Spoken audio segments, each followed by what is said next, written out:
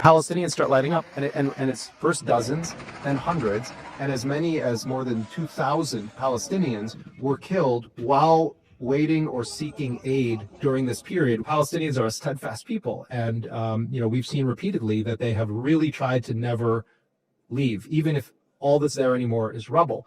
But we've watched this ever-shrinking killing cage be manufactured by the U.S. and Israel. It's like watching the Matrix, or some kind of Hunger Games for Palestinians that has been televised on live stream for more than 2 years. March 2nd, they impose a full blockade on Gaza. Nothing enters the Gaza Strip. March 18th, they resume the scorched earth terror bombing, burning children alive in tents, murdering more journalists, killing thousands and thousands more Palestinians. They then say, well, we're only going to allow quote unquote aid to come into Gaza if it's under Israel's full control, because we can't let any of the aid go to Hamas.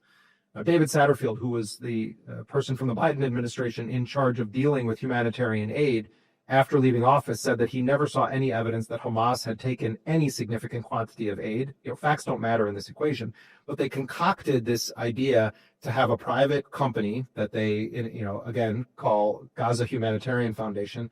They're going to come in and they're going to be the ones with U.S. private security company, UG Solutions, coming in, bringing veterans of the U.S. military, very similar to the Blackwater model. They're going to come in and they're going to, quote unquote, secure these aid sites. And Palestinians are going to be able to safely come and they're going to receive their aid and ensure that Hamas is not going to take control of it.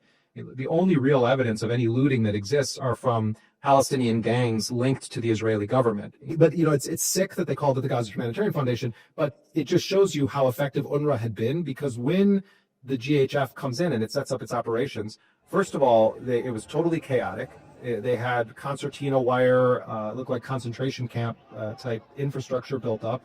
Palestinians are desperate because they're under a forced starvation campaign by Israel. They start lining up, and within hours of these operations starting up, you have your first fatalities of Palestinians being shot as they're waiting to get aid. And in those boxes themselves was like just quantities that you would get at like a bodega or something.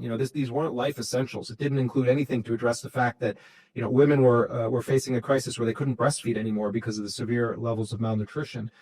You had children that were born into a world where they never had any meat, they never had any actual protein, where mothers were having to use dates squeezed into a cloth as a replacement for breast milk, and children's lives were then put at risk by having to think of alternative ways of feeding them. But what it amounted to is you have a pathetic box that they say is aid, and they're constantly bragging about how many boxes they distributed, but